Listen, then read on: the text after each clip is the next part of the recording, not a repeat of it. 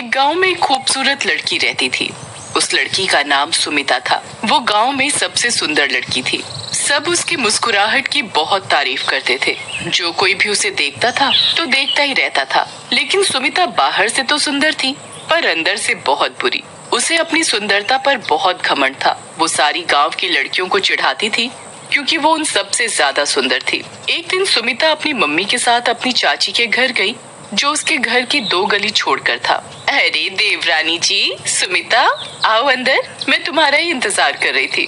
सुमिता अपनी चाची के घर के चौक में चली जाती है और दीवार पर लगे आईने के पास जाती है और खुद की खूबसूरती को निहारती है। अचानक से आईने में उसे एक काली सी लड़की दिखाई देती है और डर कर चिल्लाती है, आह! फिर जब वो पीछे मुड़कर देखती है तो उसे पता चलता है कि वो उसकी चाची की बेटी फुलवा है। ओह, तो तुम हो। तुम्हारी बदसूरती ने तो मुझे डरा ही दिया था। ओह, माफ कर दो, मैंने तुम्हें डरा दिया। अरे, नाम तो तुम्हारा फुलवा है, तुम्हारी शक्ल कांटे जैसी क्यों है? तभी पीछे से सुमिता की चाची सुमिता और फुलवा को बुलाती है। अरे देवरानी जी, अब तुम ही बताओ, मैं अपनी लड़की की शादी कैसे करूं? कोई लड़का इससे शादी करना ही नहीं चाहता। अब हमारी किस्मत तुम्हारी जैसी नहीं जो सच में फूल जैसी बेटी पैदा हो। अरे नहीं नहीं, ऐसा नहीं बोलते, इसकी शादी जरूर होगी। हाँ, शादी होगी भी कैसे? इतनी बदसूरत लड़की से शादी करके कोई अपनी जिंदगी थोड़ी ना बर्बाद करेगा। कहीं पता चला इसकी मुस्कुराहट देखकर कोई डर ही जाए और शादी का मंडप छोड़कर भाग जाए।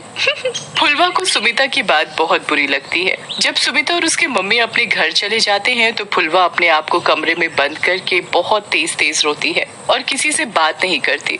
जब उसकी मम्मी उसके रोने की आवाज सुनती है तो वो उसके कमरे के पास जाती है और बोलती है, अरे अरे बेटा फुलवा, क्या हुआ? ऐसे क्यों रो रही हो? माँ माँ, मैं बदसूरत हूँ ना, इसीलिए मुझसे कोई शादी नहीं करना चाहता। ये बदसूरती मेरे लिए सबसे बड़ी परेशानी है और मेरी मुस्कुराहट देखकर तो कोई भी डर जाता है। अरे बेटा, ये तुझे किसने कहा? ऐसा कुछ भी नहीं है, मुझे ये सब सुमिता ने कहा, और वो तो बहुत सुंदर है ना, और तेरी मुस्कुराहट बहुत गंदी है। फुलवा की माँ को ये सुनकर बहुत बुरा लगता है और वो रोते रोते अपने कमरे में चली जाती है। अगले दिन जब फुलवा की माँ फुलवा के कमरे में जाती है तो देखती है कि फुलवा कहीं नहीं है।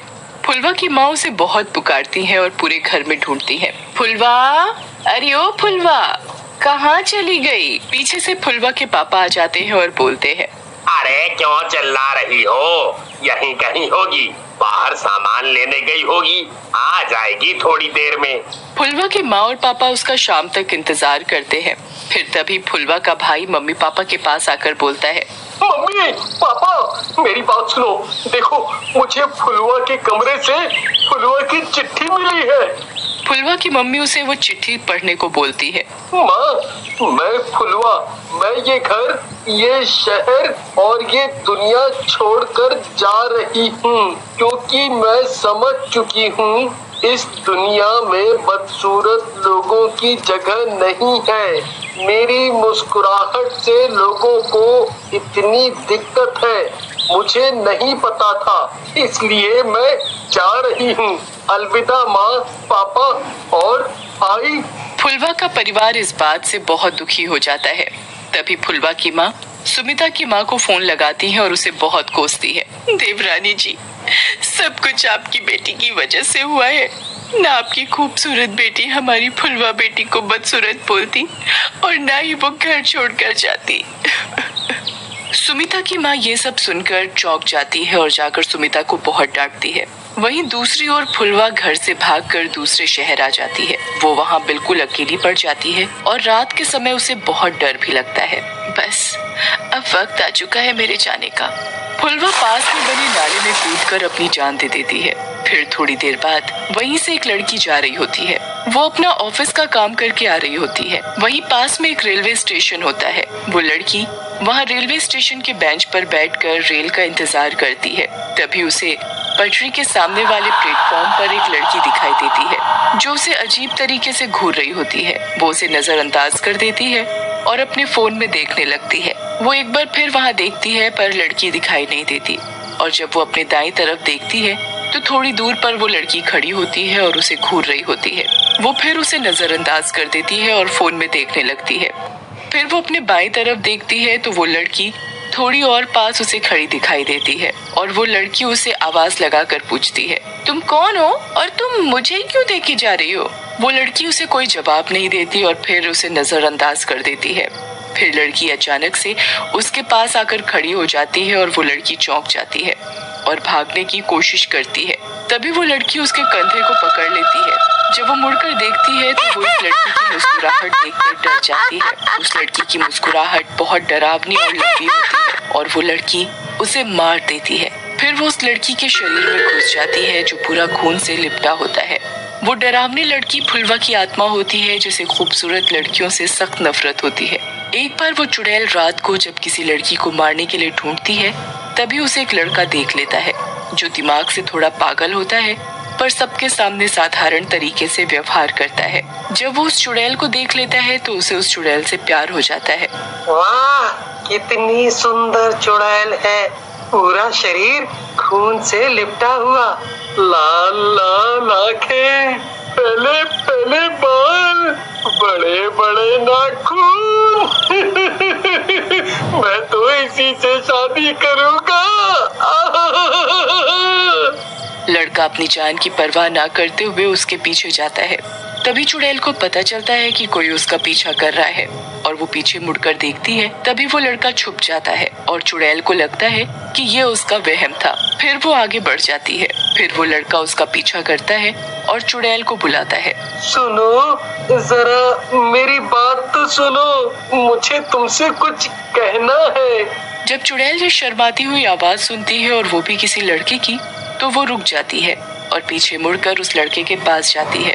तुम बहुत सुंदर, मैं तुमसे शादी करना चाहता हूँ, क्या तुम मुझसे शादी करोगी? हाँ, मैं तुमसे शादी करूंगी। लड़का चुड़ैल को अपने घर ले जाता है। लड़का घर में अकेला रहता है। चुड़ैल उसके साथ रहकर बहुत खुश हो जाती है पर उसकी भूख तो किसी लड़की को मारकर ही मिटती है और उसे डर लगता है कि अगर किसी लड़की को मारकर वो उनके शरीर में घुस गई तो वो पागल लड़का मुझे पहचानेगा कैसे। जब वो पागल लड़का गहरी नींद में सो जाता है तभी मौका देखकर चुड़ैल अपनी भूख मिटाने के लिए फिर रात को लड़कियों को मारने चली जाती है। चुड़ैल सोचती है, क्यों न मैं लड़की को मारकर उसके शरीर में ना घुसूं, इसे ही खुला छोड़ दूं, फिर किसी को पता भी नहीं चलेगा इसके बारे में। वो चुड़ैल ऐसे ही रात को लड़कियों को मारकर उनका शरीर छोड़ देती है। ये सब एक हफ्ते तक चलता। फिर पुलिस को इन सारी बातों का पता चल जाता है और वो इसकी कार्रवाई करना शुरू कर देती है। पुलिस जगह जगह सीसीटीवी कैमरे लगा देती है ताकि खूनी का पता चल सके। इसके बारे में चुड़ैल को पता नहीं होता और फिर वो रात को लड़कियों को मारने चली जाती है। एक बार वो चुड़ैल सीसीटीवी कैमरे में लड़की को मारते हुए देखी गई और ये वीडियो पुलिस के पास पहुंच गया।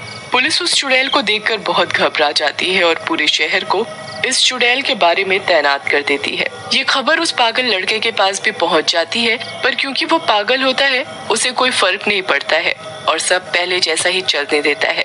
और दूसरी ओर पुलिस चुड़ैल को ढूंढने में जी जान लगा देती है। शहर के लोगों से इस बारे में पूछती है। जब चुड़ैल को ये पता चलता है तो वो सोचती है, अब तो मुझे और तैनात रहना पड़ेगा क्योंकि अगर पुलिस को मेरे बारे में पता चल गया तो आगे मेरे साथ क्या होगा वो मुझे भी नहीं पता। चुड़ैल इससे बहुत सावधानी से शिकार करती है और लड़कियों का चुड़ैल की बात की वजह से भी बाहर निकलना बंद हो जाता है, जिसकी वजह से चुड़ैल किसी का शिकार नहीं पकड़ पाती और उसकी भूख और बढ़ती रहती है। जब पुलिस ये बात समझ जाती है तो वो किसी उपाय को सोचने लगती है ताकि वो चुड़ैल को हमेशा हमेशा के लिए खत्म कर सके। फिर पुलिस को एक उपाय सोचता है जिससे वो आधी रात को एक लड़की का असली दिखने वाला पुतला रास्ते पर रखे बेंच पर बिठा देती है, जिससे ऐसा लगता है कि कोई लड़की सचमुच वहाँ बैठी है। फिर पुलिस वहाँ पास में छुपकर नजर रख रही होती है। उनके हाथों में बंदूक भी होती है। जब चुड़ैल थोड़ी देर बाद वहाँ आ जाती है तो उसे लगता है कि वहाँ कोई लड़की बैठी हुई है और वो वहाँ उसे मारने के लिए चली जाती है। जैसे ही चुड़ैल उस लड़की को मारने पहुँचती है पुलिस अपनी बंदूक से उस पर वार कर देती है।